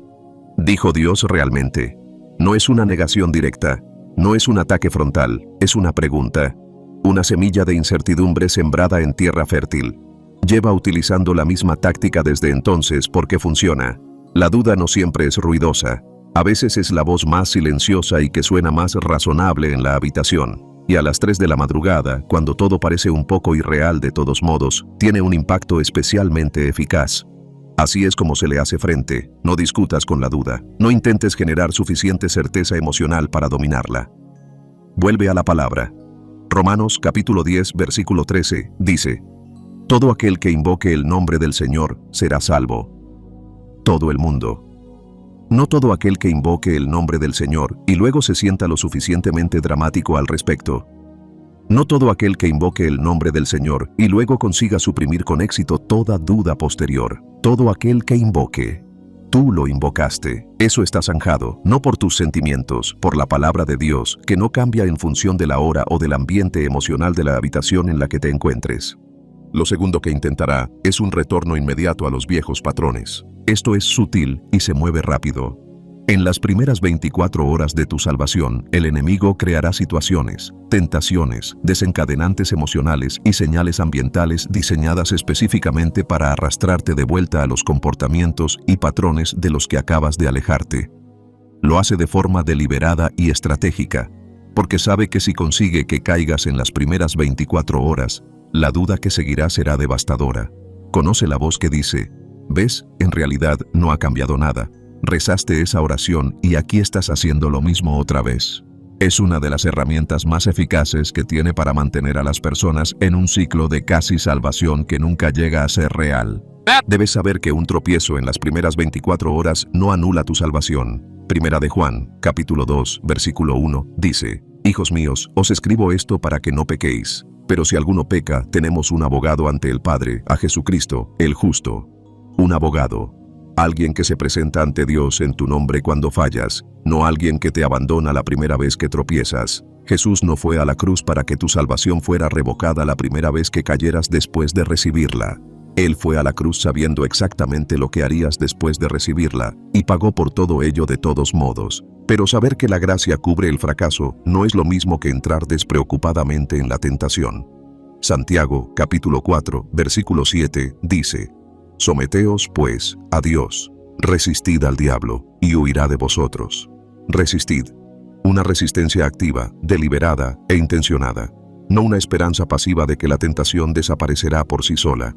En las próximas 24 horas, cuando llegue la tentación de los viejos patrones, y llegará, nombra en voz alta lo que está sucediendo si lo necesitas. Di: reconozco esto. Esto ya no es quien soy. Pertenezco a Jesucristo y resisto esto en su nombre. Esa declaración no es superstición. Es la aplicación de la autoridad que se convirtió en tuya en el momento en que oraste esta noche. Lo tercero que intentará es el aislamiento. Se esforzará por impedir que le cuentes a nadie lo que ha pasado esta noche. Hará que te parezca prematuro, innecesario, potencialmente vergonzoso. Te recordará a las personas de tu vida que se mostrarían escépticas, que pondrían los ojos en blanco, que tendrían opiniones sobre tu repentina experiencia espiritual en mitad de la noche. Hará que la idea de acercarte a otro creyente te resulte incómoda y que la idea de encontrar una iglesia te resulte abrumadora. Y si consigue mantenerte aislado durante las primeras 24 horas, aumentará drásticamente las posibilidades de que lo que ha ocurrido esta noche siga siendo una experiencia privada, sin confirmar y que se desvanezca poco a poco, en lugar de ser el comienzo de una vida de fe arraigada, conectada y sostenida. Eclesiastés, capítulo 4, versículo 12, dice: Una cuerda de 3 hilos no se rompe fácilmente. La fortaleza espiritual no está diseñada para mantenerse en el aislamiento. Necesitas conexión. No, algún día. Pronto. En las próximas 24 horas, busca a una persona a la que puedas contarle lo que ha pasado esta noche. No tiene por qué ser una larga conversación teológica. Puede ser un mensaje de texto, una llamada telefónica, una simple frase diciendo que anoche pasó algo y que necesitas a alguien que rece contigo. Ese simple acto de tender la mano rompe el aislamiento con el que cuenta el enemigo y comienza a construir los cimientos relacionales que tu nueva fe necesita para crecer. Lo cuarto que intentará es un ataque a tu sentido de la dignidad para recibir lo que acabas de recibir. Esta es su arma más personal. Repasará el catálogo de tu historia con una minuciosidad y una precisión que casi parecen crueles. Sacará a relucir cosas que creías haber olvidado. Repetirá momentos que has pasado años intentando dejar atrás. Presentará el registro completo y sin editar de quién has sido y lo que has hecho, y lo utilizará para argumentar que la oración que has rezado esta noche fue insincera, insuficiente o simplemente demasiado tarde para alguien con tu historial particular. Tienes que responder a ese argumento con un versículo y solo un versículo. Romanos capítulo 8, versículo 1. Por lo tanto, ahora no hay condenación para los que están en Cristo Jesús. Ninguna condenación, no una condenación reducida, no una condenación suspendida a la espera de una revisión posterior. Ninguna condenación. La palabra por lo tanto, en ese versículo remite a todo lo que Pablo argumentó en Romanos capítulo 7, sobre la lucha contra el pecado y la miseria de intentar ser justo por tus propias fuerzas. Después de todo eso, tras el reconocimiento pleno y honesto del fracaso humano y la insuficiencia espiritual, por lo tanto, ahora, ninguna condenación para los que están en Cristo Jesús. Tú estás en Cristo Jesús. Te has colocado allí esta noche con tu propia oración, y el veredicto de esa posición no es la condenación, es la libertad. La quinta cosa que intentará, y quizás la más peligrosa de todas, es el ajetreo. Mañana comenzará el día. Las exigencias habituales de tu vida cotidiana volverán a imponerse con su urgencia habitual. Y si no te propones proteger lo que ha sucedido esta noche, el ruido del día lo ahogará poco a poco, no a través de una rebelión dramática, simplemente a través del desplazamiento lento y constante de lo sagrado por lo urgente, a través de las cientos de pequeñas decisiones de hacer todo lo demás primero y pasar tiempo con Dios más tarde, hasta que, más tarde, se convierte en una palabra que describe un momento que nunca llega del todo. Protege la mañana de mañana. Antes de que comience el ruido, antes de que el teléfono reclame tu atención y el día haga sus primeras 100 peticiones, dale a Dios la primera parte de ella, aunque sean 15 minutos, aunque sean 10. Abre la Biblia, reza, dile a qué le tienes miedo, dile lo que necesitas, dile que eres nuevo y que aún no sabes del todo lo que eso significa, pero que estás dispuesto a descubrirlo. Esos 15 minutos de mañana por la mañana no son una obligación religiosa. Son el primer ladrillo en los cimientos de una vida que va a ser completamente diferente de todo lo que hubo antes de esta noche. Las próximas 24 horas son tuyas. Dios te equipó para ellas en el momento en que oraste. ¿Cómo proteger lo que acaba de pasarte? Lo que pasó esta noche es precioso. No frágil, precioso. Hay una diferencia. Tu salvación no es frágil, no es algo delicado que se hace añicos en el momento en que tropiezas, ni se resquebraja bajo la presión de una temporada difícil, ni se desvanece cuando los sentimientos de esta noche se desvanecen y el peso de la vida cotidiana vuelve a presionarte. Lo que Dios hizo en ti esta noche es eterno. Está asegurado por la sangre de Jesucristo y respaldado por la fidelidad de un Dios que no cambia de opinión respecto a las personas que ha redimido. Pero las cosas preciosas requieren protección, no porque sean débiles, sino porque son valiosas. Y la vida de fe en la que acabas de entrar esta noche es lo más valioso que jamás poseerás. Merece ser protegida con la misma intencionalidad y la misma seriedad que le darías a cualquier otra cosa en tu vida que no puedas permitirte perder. Entonces, ¿cómo la proteges? ¿Cómo tomas lo que Dios hizo en la oscuridad de esta noche y lo conviertes en algo que se mantenga firme a la luz de cada día que sigue? ¿Cómo te aseguras de que este momento se convierta en el comienzo de algo duradero en lugar de otro encuentro, casi, pero no del todo, que se desvanece en una semana porque nadie te mostró qué hacer a continuación? Esto es lo que necesitas saber. La primera protección es la palabra de Dios. Consigue una Biblia. Si no tienes una, descárgate una en el móvil esta noche antes de volver a dormirte. La aplicación de la Biblia YouVersion es gratuita y está disponible en todas las plataformas. Esto no es una sugerencia para los ambiciosos espiritualmente. Es una herramienta básica de supervivencia para un nuevo creyente que navega por un mundo que no es neutral respecto a tu fe. Jesús dijo en Mateo, capítulo 4, versículo 4, que el hombre no vivirá solo de pan, sino de toda palabra que sale de la boca de Dios. La palabra no es un alimento opcional, es la fuente principal de alimento para la vida espiritual que acabas de comenzar. No necesitas leerla a la perfección, no necesitas entenderlo todo. Empieza por el Evangelio de Juan. Léelo despacio. Pídele al Espíritu Santo, que ahora vive en ti, que te ayude a comprender lo que estás leyendo. Él es el autor de las Escrituras y el mejor maestro de ellas. Cada vez que abres la palabra, algo en ti se va construyendo, fortaleciendo y afianzando de maneras que solo se harán plenamente visibles cuando lleguen las tormentas y tú sigas en pie. El Salmo 119, versículo 11, dice: «He escondido tu palabra en mi corazón para no pecar contra ti». Esconderla. No solo leerla de vez en cuando, guardarla, hacerla parte de la arquitectura interna de tu pensamiento, de tus respuestas y de tus decisiones. Cuanto más de la palabra de Dios viva dentro de ti, más difícil le resultará al enemigo engañarte con éxito, porque cada mentira que te presente acabará topándose con una verdad que ya conoces, y la verdad siempre vence. La segunda protección es la oración, no una actuación, una conversación. Ese tipo de diálogo diario, continuo y sin prisas con Dios, que lo trata como la persona viva que es, en lugar de la obligación religiosa a la que la religión a menudo lo reduce.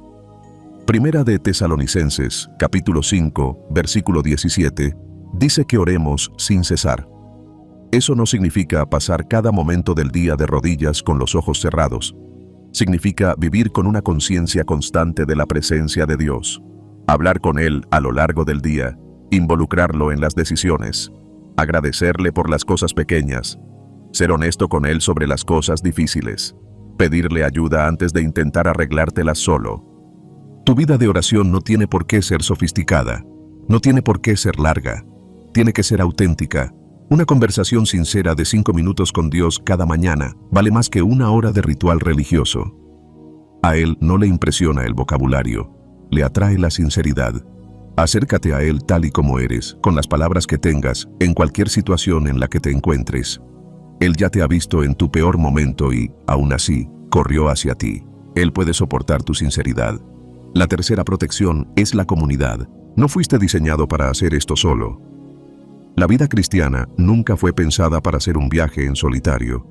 Fue pensada para ser recorrida en comunidad, en responsabilidad mutua.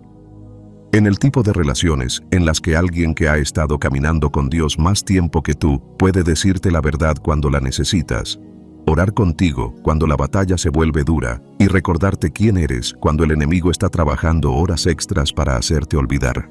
Busca una iglesia, no una iglesia perfecta. No existe tal cosa. Busca una iglesia donde se predique la Biblia sin complejos, donde se honre a Jesús como Señor, donde la gente intente genuinamente vivir lo que cree y donde pueda ser conocido en lugar de simplemente asistir de forma anónima desde la distancia. Hebreos capítulo 10, versículo 25, dice: No dejéis de reuniros, como algunos tienen por costumbre, sino animaos unos a otros, y tanto más cuanto veis que se acerca el día. Reunirse no es algo secundario en tu fe, es parte de la estructura que Dios diseñó para sostenerla. Y más allá de la reunión semanal, busca a una persona, un creyente maduro que pueda acompañarte específicamente, alguien a quien puedas llamar cuando la duda te golpee con fuerza, alguien que ore contigo sin juzgarte, alguien cuya vida sea prueba de que lo que Dios hizo por ti esta noche es real y duradero, y vale todo lo que cueste protegerlo. Esa relación no es un lujo, es un salvavidas. La cuarta protección es la adoración. No es solo música, es una postura. Una decisión diaria y deliberada de orientar tu corazón hacia Dios en gratitud y adoración, independientemente de cómo se vean tus circunstancias o de cómo te sientas emocionalmente. La adoración es una de las armas más poderosas en el arsenal de un creyente porque hace algo en la atmósfera que te rodea que nada más produce. Silencia al enemigo. Alinea tu perspectiva con el cielo. Le recuerda a tu alma lo que es realmente cierto cuando todo lo visible grita algo diferente. El Salmo 22, versículo 3, dice que Dios habita en las alabanzas de su pueblo. Él mora en la alabanza, establece su morada en la adoración de un corazón rendido. Y cuando Dios mora en la atmósfera de tu vida, al enemigo le resulta casi insoportable permanecer en ella. La adoración no es solo una experiencia espiritual agradable. Es una declaración de guerra contra toda fuerza que intente revertir lo que ha sucedido en ti esta noche. La quinta protección es la obediencia. La obediencia no es la condición de tu salvación, es la evidencia de ella. Y es también el mecanismo a través del cual tu fe crece, pasando de ser algo frágil y recién plantado a algo profundamente arraigado e inquebrantable. Cada vez que obedeces a Dios, incluso cuando la obediencia es inconveniente, incluso cuando te cuesta algo, incluso cuando nadie te está mirando y no hay recompensa externa por ello, estás construyendo algo en el reino invisible que te sostendrá de maneras que aún no puedes imaginar. Jesús dijo en Juan, capítulo 14, versículo 15, «Si me amáis, guardad mis mandamientos». Guardar sus mandamientos no es una carga que Él impone a las personas a las que intenta controlar. Es la expresión natural de un amor que es real. Y es también el camino a través del cual las promesas de Dios se hacen accesibles. La obediencia abre puertas que nada más abre. Construye una vida que se sustenta sobre algo sólido y envía un mensaje al cielo y al infierno simultáneamente de que lo que ocurrió esta noche no fue una emoción momentánea, sino una decisión permanente. La sexta protección es la honestidad respecto a tus luchas. No finjas. No actúes. No construyas una versión de tu nueva fe que presente solo las victorias y oculte las batallas. Esa actuación te agotará y al final se derrumbará bajo su propio peso.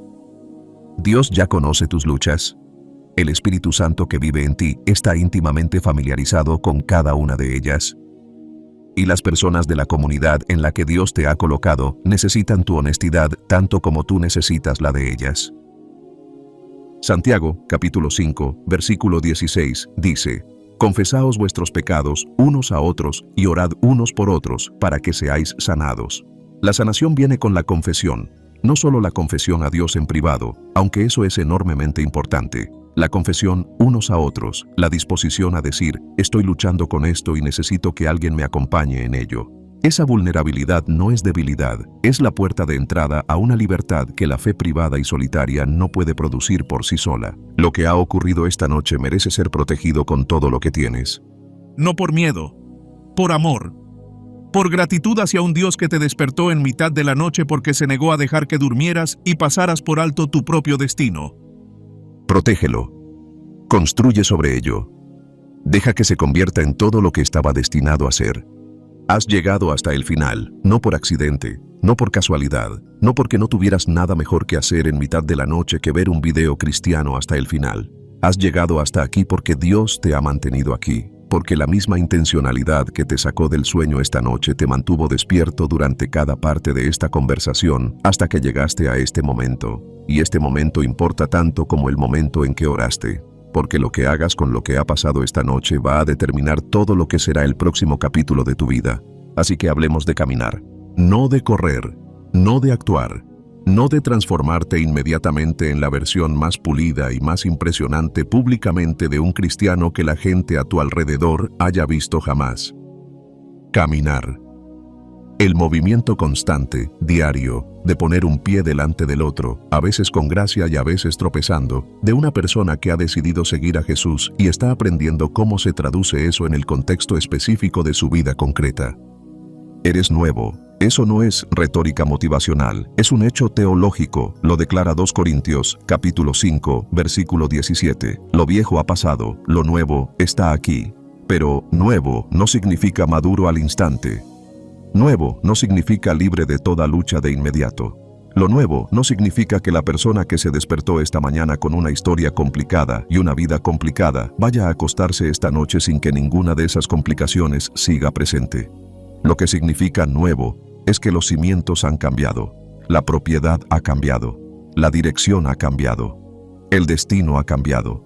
Y aquel que camina contigo de aquí en adelante es diferente de cualquier cosa o persona que haya caminado contigo antes. Caminar como una nueva creación comienza en tu mente. Romanos capítulo 12, versículo 2, dice: No os conforméis a este mundo, sino transformaos por la renovación de vuestro entendimiento. La mente es donde la batalla por tu nueva vida se librará de forma más constante y feroz.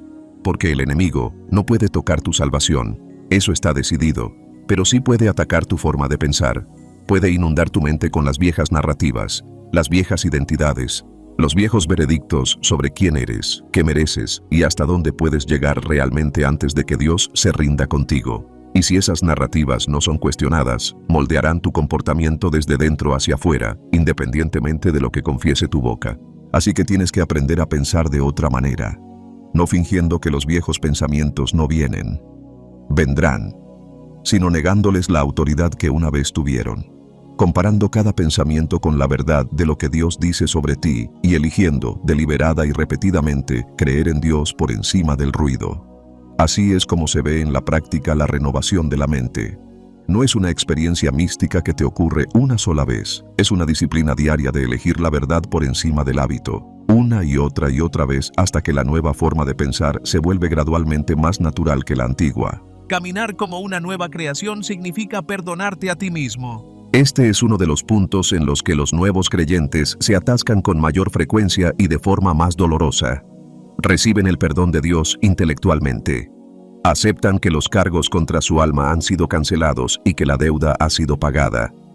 Pero siguen cargando con el peso de la autocondena, como si el perdón de Dios fuera suficiente para todos los demás, pero de alguna manera insuficiente para ellos, como si la sangre de Jesús fuera lo suficientemente poderosa como para cubrir los fracasos de todos los demás seres humanos de la historia, pero no lo suficientemente poderosa como para cubrir los suyos específicamente.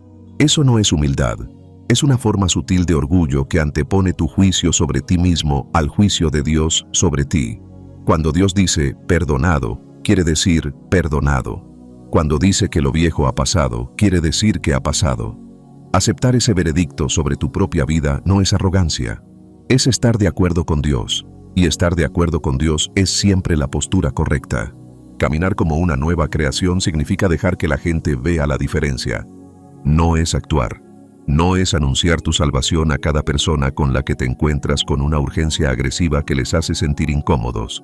Es simplemente vivir de manera diferente, responder de manera diferente, elegir de manera diferente, amar con más honestidad, perdonar con mayor facilidad, llevar una paz que las personas a tu alrededor notarán antes de que digas una sola palabra sobre lo que pasó esta noche. Mateo, capítulo 5, versículo 16, dice: Que brille vuestra luz delante de los hombres, para que vean vuestras buenas obras y glorifiquen a vuestro Padre, que está en los cielos. La luz no es algo que se fabrica, es algo que se lleva consigo, y el hecho de llevarla es lo que hace que la gente te haga preguntas que te dan la oportunidad de contarles lo que Dios hizo por ti en medio de la noche. Caminar como una nueva creación significa abrazar el proceso. Filipenses, capítulo 1, versículo 6, dice: El que comenzó en vosotros la buena obra, la perfeccionará hasta el día de Jesucristo. Él la comenzó esta noche. Él la completará. Pero la finalización lleva tiempo. Requiere etapas. Requiere el trabajo paciente, minucioso y a veces incómodo de un Dios que no está interesado en una renovación superficial y que está comprometido con algo mucho más profundo y duradero que eso. Habrá días en los que el proceso parezca lento. Días en los que no puedas ver el progreso. Días en los que la brecha entre quién eres y quién sientes que Dios te está llamando a ser parezca imposiblemente amplia. En esos días, vuelve a este versículo: el que lo comenzó lo completará. El comienzo fue esta noche. La culminación está por llegar. Y cada uno de los días entre ahora y entonces forma parte de un proceso que está siendo supervisado por el guía más capaz, más fiel y más personalmente comprometido del universo. Caminar como una nueva creación significa elegir cada día. La salvación es un momento. El discipulado es toda una vida. La oración que has rezado esta noche ha abierto la puerta. Atravesarla y seguir atravesándola cada día a partir de ahora es la decisión diaria de una persona que ha decidido que Jesús merece la pena. No porque cada día se sienta espiritualmente elevado, no porque cada etapa sea fácil, ni porque cada oración sea respondida rápidamente, ni porque cada pregunta encuentre una resolución satisfactoria, sino porque la alternativa, la vida al otro lado de esa puerta, la vida que vivías antes de esta noche, nunca te iba a dar aquello para lo que tu alma fue realmente creada. Y ahora que has probado algo real, volver a lo que estaba vacío, simplemente ya no es una opción que tu yo más profundo esté dispuesto a aceptar. Te has despertado esta noche para esto, no solo por una oración, por una vida plena, transformada, llena del Espíritu, con un propósito y orientada a la eternidad, que comienza ahora mismo en la oscuridad de esta noche y se desarrolla cada día a partir de este momento en algo más hermoso y más significativo que cualquier cosa que pudieras diseñar para ti mismo. Dios no te despertó a las 2 de la madrugada porque estuviera aburrido. Te despertó porque lleva mucho tiempo observando tu historia y decidió que esta noche era la noche en que la historia cambiaba. Que esta noche era la noche en que el vagar terminaba. Que esta noche era la noche en que la distancia se acortaba y el hijo pródigo volvía a casa, y el cielo estallaba en celebración por un alma que dijo sí, cuando podría haber dicho esta noche no y haberse vuelto a dormir. Dijiste que sí, ahora camina como tal. Camina como alguien cuyo nombre está escrito en el libro de la vida del Cordero. Camina como alguien cuyas deudas han sido canceladas, cuyas cadenas se han roto y cuyo futuro está en manos de un Dios que no comete errores. Camina como alguien que está habitado por el Espíritu Santo, adoptado en la familia del Altísimo y liberado del poder de la muerte misma.